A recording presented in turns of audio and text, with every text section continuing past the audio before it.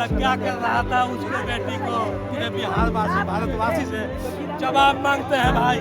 मेरी बेटी भुला गई तो हम भी भुलाएंगे। मेरी बेटी खिलल मुरझा गई, मैं भी भूल।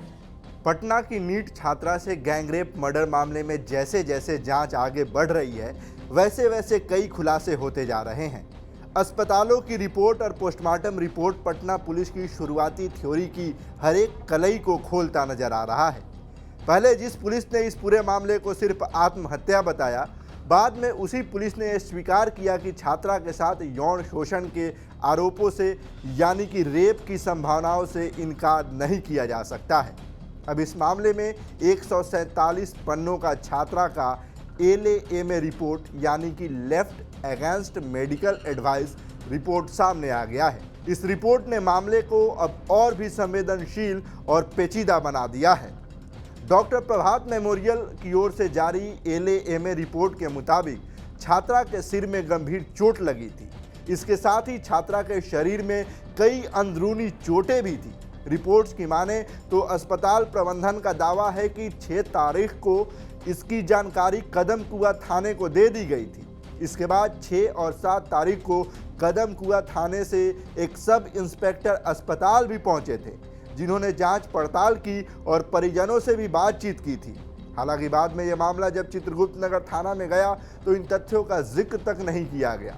इसी LAMA रिपोर्ट में यह भी दावा किया गया है कि छात्रा ने किसी नशीली दवा का सेवन किया था। हालांकि इस रिपोर्ट में यह नहीं बताया गया है कि उस दवा की मात्रा कितनी थी। रिपोर्ट के मुताबिक छात्रा जब भर्ती होने के लिए अस्पताल पहुंची तो उस समय उसका ब्लड प्रेशर 90/60 था और पल्स 100 से ऊपर थी, जो इलाज के दौरान लगातार गिरती चली गई। हालांकि LAMA रिपोर्ट में कहीं भी रेप का जिक्र नहीं किया गया। अब अगर LAMA रिपोर्ट और छात्रा की पोस्टमार्टम रिपोर्ट की तुलना की जाए तो दोनों में अंतर साफ नजर आता है।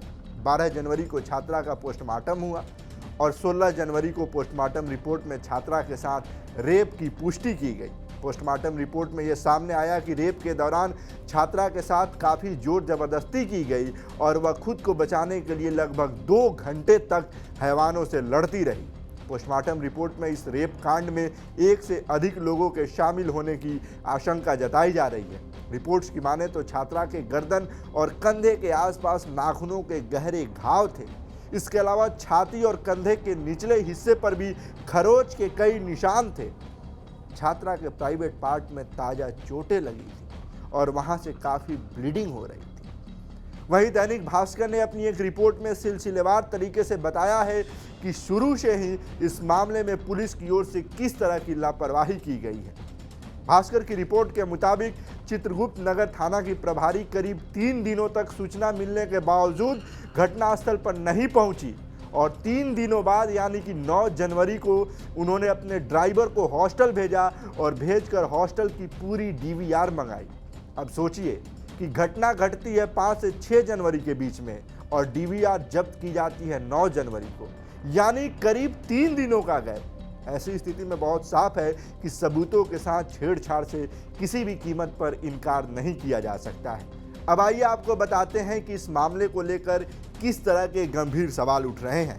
तो पहला सवाल यही उठ रहा है कि आखिर हॉस्टल संचालक ने बिना पुलिस को सूचित किए लड़की के कमरे का दरवाजा क्यों तोड़ा, जैसा कि हॉस्टल प्रबंधन की ओर से दावा किया जा रहा है। दूसरा सवाल कि अगर हॉस्टल में सब कुछ सामान्य था तो अब सबूत मिटाने के आरोप में गिरफ्तारियां क्यों हो रही है और पुलिस पोस्टमार्टम रिपोर्ट आने से पहले ही छात्रा की मौत को आत्महत्या बताने पर क्यों तुली हुई थी। इसके अलावा अगर छात्रा की हालत खराब होने की स्थिति में उसे PMCH जैसे किसी बड़े और बेहतर अस्पताल में क्यों नहीं भर्ती कराया गया। एक पल के लिए उसे निजी अस्पताल में भर्ती करा भी दिया गया तो इलाज के दौरान परिजनों को छात्रा से मिलने से क्यों रोका गया। परिजनों को उनकी बच्ची से क्यों बातचीत नहीं करने दी गई, जबकि बच्ची के पिता का दावा है कि जब बच्ची की मां ने उससे पूछा कि क्या तुम्हारे साथ कुछ गलत हुआ है तो बच्ची ने हाँ में सिर हिलाते हुए जवाब दिया। इसके ठीक बाद अस्पताल के कर्मचारियों ने जबरन परिजनों को अस्पताल से बाहर कर दिया।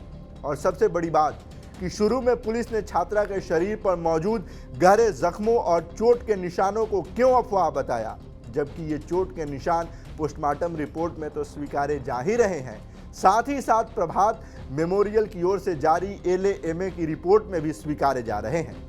बहरहाल अब आइए आपको बताते हैं कि मामले में गठित SIT की टीम किन सवालों के इर्द गिर्द घूम रही है। तो SIT की टीम जिन सवालों के इर्द गिर्द घूम रही है उसमें पहली थ्योरी यही है कि 5 जनवरी को जब छात्रा जहानाबाद से पटना पहुंची, उस बीच छात्रा की शारीरिक और मानसिक स्थिति क्या थी। क्या यात्रा के दौरान या यात्रा से पहले उसके साथ कोई असामान्य घटना घटी थी।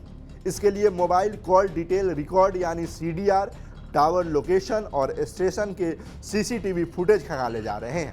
इसके अलावा SIT ये खंगाल रही है कि पटना पहुंचने के बाद छात्रा की मूवमेंट क्या थी, वो हॉस्टल पहुंचने के बाद बाहर गई थी या नहीं गई थी तो किससे मिली थी और किससे नहीं मिली थी। तीसरा जो सबसे बड़ा सवाल है वो ये है कि अगर छात्रा हॉस्टल पहुंचने तक पूरी तरह से सामान्य थी और अगर ये अपराध हॉस्टल के भीतर ही हुआ है तो ये घटना उसके कमरे में हुई थी या किसी दूसरे कमरे में। SIT चौथी सबसे बड़ी संवेदनशील बिंदु पर जांच कर रही है, वो ये है कि छात्रा अपने मोबाइल से खास नंबर पर लगातार बातचीत कर रही थी और चौंकाने वाली बात यह है कि छात्रा जिस नंबर पर बात कर रही थी वो कोई अनजान नहीं बल्कि उसके करीबी सर्कल से जुड़ा कोई खास शख्स बताया जा रहा है। रिपोर्ट्स में दावा किया जा रहा है कि उस नंबर पर जब छात्रा जहानाबाद में थी तब भी और जब पटना पहुंची तब भी, यानी कि लगातार बातचीत होती रही है। ऐसे में SIT ये पता करने में जुटी है कि क्या उस नंबर से सामान्य बातचीत होती थी या फिर उसी बातचीत में किसी से मुलाकात या किसी तरह का मानसिक दबाव जुड़ा हुआ है। इसके साथ पुलिस यह भी तलाश कर रही है कि जहानाबाद में छात्रा की मुलाकात किस किस से हुई थी। बहरहाल आगे का अपडेट हम आपके साथ साझा करते रहेंगे, लेकिन अभी के लिए इस वीडियो में बस इतना ही। आप देख रहे थे TV9 बिहार झारखंड और मैं था आपके साथ प्रमित सिंह। धन्यवाद।